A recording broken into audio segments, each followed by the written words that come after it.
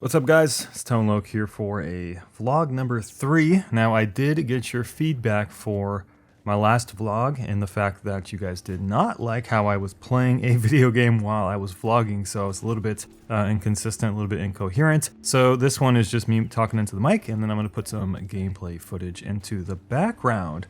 So hopefully this is going to be a little bit more organized than the last one. So thanks for the feedback. I do read comments and take them into consideration when I try to make changes to the channel and make it better. So thank you once again. So this vlog is going to be broken up into a couple different parts. Number one, I want to talk about some changes in my personal life that are going to affect the channel in the future, and how we're going to approach the future of the channel in terms of content and distribution. Number two, I want to talk about review scores. The summer is about halfway through now, and games are going to start coming out. I know it's been a pretty barren wasteland in terms of the gaming scene, so new releases haven't really seen any. Of course, people are on summer vacation, so that's the reason why video game developers and publishers refrain from releasing games during the summer, because it's not very profitable. So I'm going to be talking about my stance on review scores and how I'm going to approach reviews on this channel in the future. Hopefully explain why I think review scores are complete and utter crap, mainly because a review is inherently subjective, and a review score is kind of an objective statement. So they kind of clash, and it just doesn't make a lot of sense. So I'm going to go into that for probably about 5 or 10 minutes. And lastly, I want to share my opinion on embargoes and kind of my suggestions to the industry on how we can standardize them so that everyone is in a better place when it comes to reviewing said games. So let's go ahead and talk about my personal life and the changes to the channel. Number one, I am headed to PAX West as the press. Got the email confirmation for PAX West last week, and I shared it on my Twitter.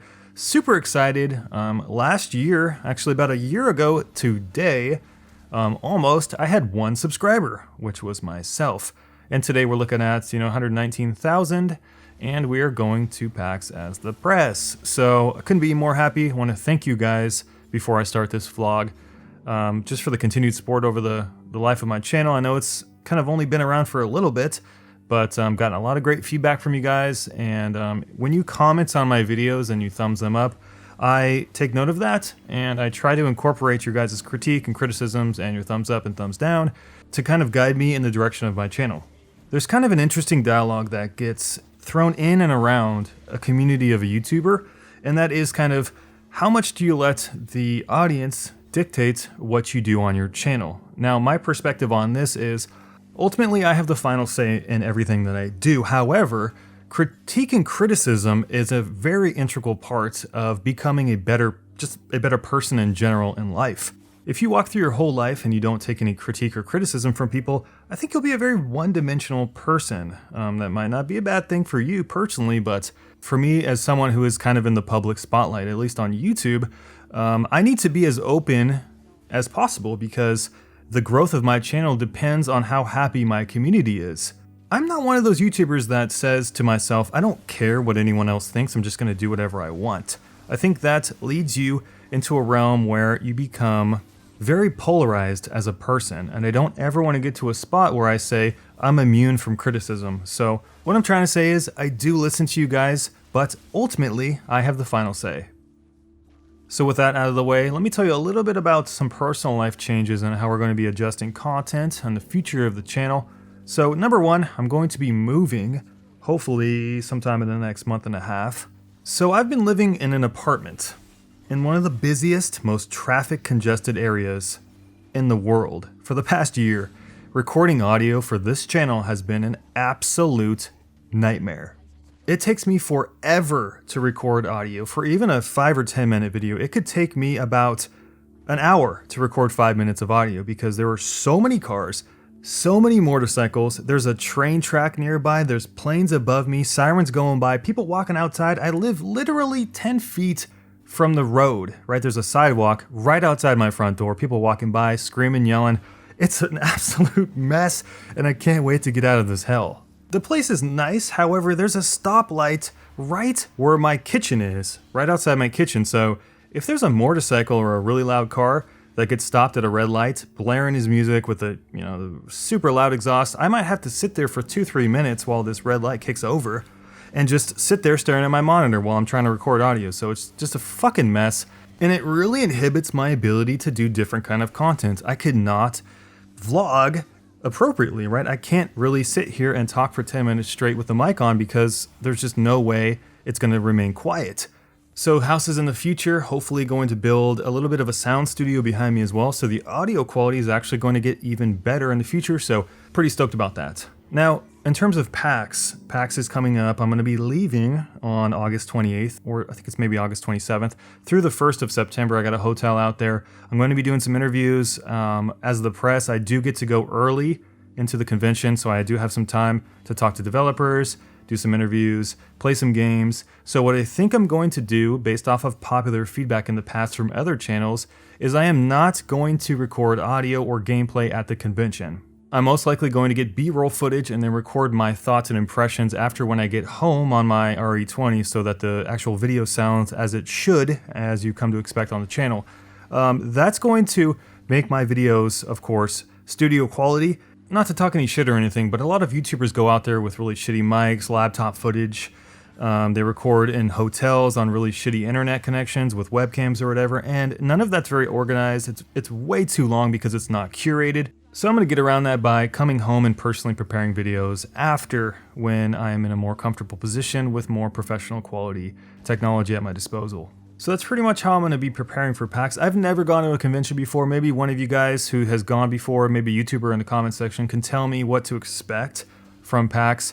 Never gone to E3 either. I'm kind of thinking I'm going to go just as much as a participant as I am the press. I do want to experience the convention both from a consumer standpoint and a business standpoint. So I'm hopefully going to try to weave all of that together in prepared videos after I come home. So that's the plan. All right, so let's go ahead and talk about review scores. Now, it's the month of July, about halfway through summer, so you're going to start to see a trickle of games come out from companies as the summer vacations start to end and people come back home ready to game. Now, in terms of July, there's not a lot coming out, but there is one cool game that I have been in contact with the developer, Supergiant Games, and it's called Pyre or Pyre. I know absolutely nothing about this game, and just for a quick tangent, I never ever watch pre-release content or look up a game prior to it coming out. Now, there's a few reasons for that. Number one, I like surprises, just like anyone does. And number two, I want to experience the game and have my objectivity be able to shine through, not knowing anything about the game, not having any preconceptions about the game, because that's a danger when it comes to YouTubers who review games. There's a lot of people out there that watch a bunch of pre-release crap, bunch of trailers, get their hype engine ready to go roaring before the game comes out. They do interviews, they talk to the developers about what they should expect, they read all these articles. All of that is going to skew their opinions on the game because they're not starting at square one, hyping themselves up for a game that they are reviewing and they should be objective about. If you guys saw my review on The Surge, which was the last review I did, I put in a new review system at the very end of the video, and I deliberated about it for a very long time. I talked to a lot of people on suggestions or what I should be doing and what just a general consensus was when it comes to review scores. And what I did was I recommended the game based off of what I thought the game was worth in dollars. Now, I have not seen anyone else do this. I know ACG does kind of buy, rent, wait for sale, but I don't think he puts a specific dollar amount on it when it comes to recommendations for sales. Now, what this does is it brings up a topic of value, right? What is a game actually worth? Because when we think about it, lots of games get reviewed on the same scale, but they cost completely different amounts of money. I think this is one of the biggest oversights when it comes to video game score systems on the internet. Not to be derogatory, but I'm just pointing out a fact. Websites and channels like IGN and GameSpot, they've got scales that they use to assign a score to a game. The types of games that come out these days are so varied, and just in terms of quality, pricing, how much time is put into the game, how many features are in the game, right? How could you ever encompass that into the same scale for every single game? The beauty of a value-based scale is that you're not valuing the game for a person. You're valuing the game as a product. I think this is very important to keep in mind because the obvious counter-argument to value-based reviews is that not everyone values $60 the same. This is true. Everyone has a different income level and everyone values money differently, but this isn't what a value-based review is all about. It's about valuing the actual game, not a person's value of the money that it costs to get that game. So in my review of The Surge, I said I recommend the game at a sale price of $35. To me, this tells my viewers that the creation of The Surge as a video game product is worth $35. You can value $35 however you want, but that is a different story. So I think this system goes a pretty good way of standardizing the review process while kind of cutting out irrationality. But what it also does is remove my need for an actual score, and that's really important. The only reason that people put, scores on the reviews is because it makes more money. People want to know what a game is worth. People are addicted to the number at the end of the review. They will fast forward a review just to get to that score, not to mention the fact that Metacritic lumps all those scores together in the end. Believe it or not, the traditional score-based system has everything to do with the actual publisher of a video game. When a company goes out and reviews a game, it's in his best interest to remain fairly neutral in terms of the score that he gives the game. The press doesn't really want to give a game a bad score because that ruins the relationship with that individual and the company that provided him the game. So the softer an individual is on a game, likely the more preferential treatment he or she is going to get. Most reviews actually fall into the 6, 7, 8 range. It's kind of like that safe zone where there's really no justification needed. It's just that category that most games are lumped into, so it's as expected. But if you dip below that, then people start asking questions, you gotta justify yourself, you get a lot of hate in the comment section, no one wants to deal with that, which is why you see most YouTubers go soft on games in terms of the review scores. Now there is another side to that coin, which is that some YouTubers go to the extremes. They either tank games or just rate them way too high. Now this is different. This has to do with that individual trying to get exposure and money off of YouTube cash grabbing. This has nothing to do with his relationship with the publisher or the individual that provided him the game code. He doesn't care about that person because he doesn't care about the relationship. He just wants exposure, money, and his video on the top search rankings. This was an argument that was brought to my attention by Total Biscuit when he commented on one of my videos in the past, talking about how I felt about review scores in general and how YouTube is just kind of a breeding ground for people who want to play it safe and kind of go along with the parade.